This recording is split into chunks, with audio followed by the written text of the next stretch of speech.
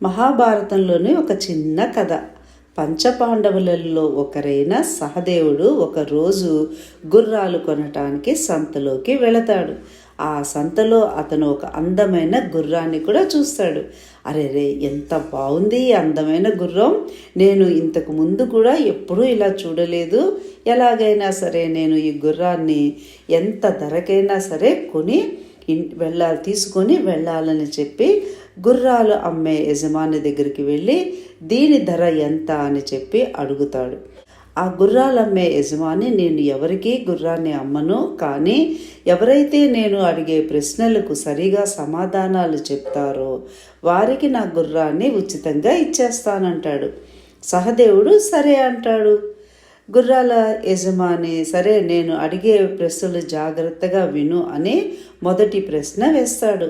ఒక పెద్ద బావి ఉంది.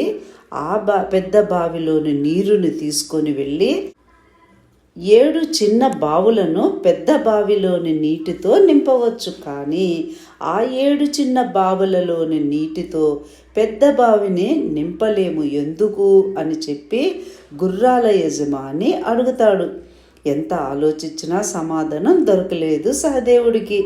ఇక చేసేది లేక అక్కడ కొంతసేపు కూర్చుండిపోతాడు.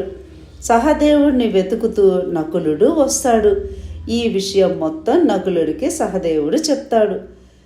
అప్పుడు ఈ గుర్రాల చూడ్డానికి సహదేవుడితో పాటు నకులుడు కూడా వెళతాడు. గుర్రాన్ని చూసి తాను కూడా చాలా ముచ్చటపడి, నేను ఈ గుర్రాన్ని కొనుక్కొని వెళ్ళి మా అన్నకి నేను బహుమతిగా ఇస్తాను అని చెప్పి, ఏమి కావాలో అడుగు అని చెప్పి అంటాడు. యజమాని మామూలుగానే నేను ఒక ప్రశ్న వేస్తాను, దానికి సమాధానం చెప్తే నేను ఈ గుర్రాన్ని ఇచ్చేస్తానంటాడు. సరే అడగమంటాడు నకులుడు.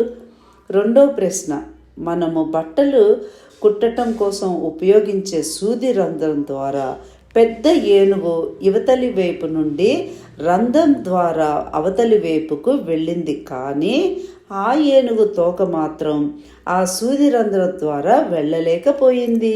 అది ఏమిటి అని చెప్పి అడుగుతాడు గుర్రాల యజమాని. నకులుడు ఎంత ఆలోచించినా సమాధానం దొరకదు. అప్పుడు ఎంతకీ తిరిగి రాని తమ్ముళ్ళ గురించి ధర్మరాజు భీముడిని వెతుక్కు రమ్మని చెప్పి పంపిస్తాడు.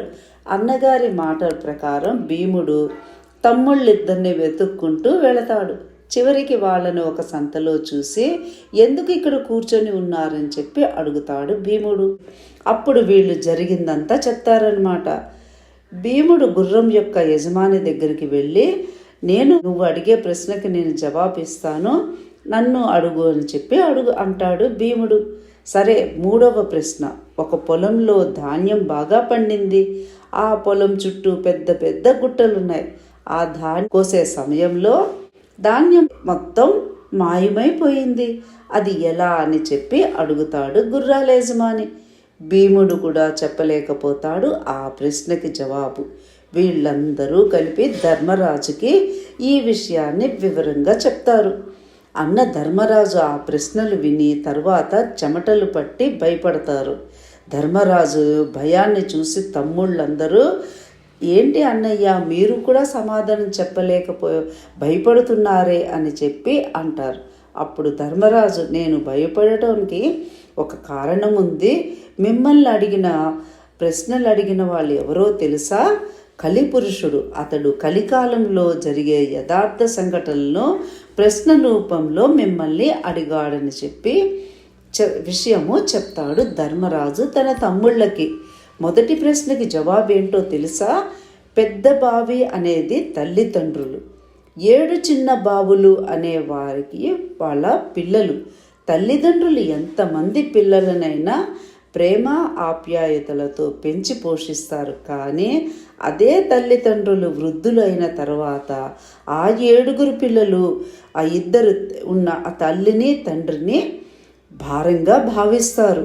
రెండవ ప్రశ్న సమాధానం, ఏనుగు అంటే ఒక పెద్ద అవినీతిపరులు, ఏనుగు తోక అంటే చిన్న దొంగతనాలు చేసేవారు, ఏనుగు రంధ్రం ద్వారా అవతలి వైపుకు వెళ్ళిపోతుంది అంటే పెద్ద పెద్ద అవినీతి పనులు చేసేవాళ్ళు పలుకుబడితో వాళ్ళకి ఏ హాని కలగకుండా చూసుకుంటారు. కానీ చిన్న దొంగతనాలు చేసేవాళ్ళు మాత్రం దొరికిపోతూ ఉంటారన్నమాట. మూడవ ప్రశ్న, ఇక్కడ ధాన్యం అంటే ప్రజలు, చుట్టూ ఉన్న పెద్ద పెద్ద గుట్టలు అంటే అధికారులు.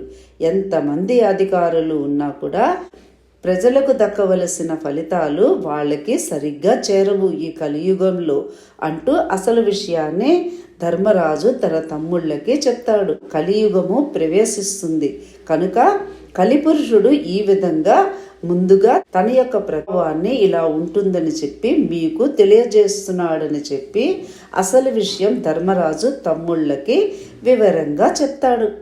కనుక కలికాలమైనా కూడా మనము దైవనామస్మరణ, ధర్మం న్యాయంగా ఉంటే ఆ కలి ప్రభావము ఆ స్వామి కూడా మనని ఏమీ చెయ్యడని చెప్పి ఈ విషయం ద్వారా మనకు అర్థమవుతుంది. ఇంకోసారి ఇంకో విషయం విందాం.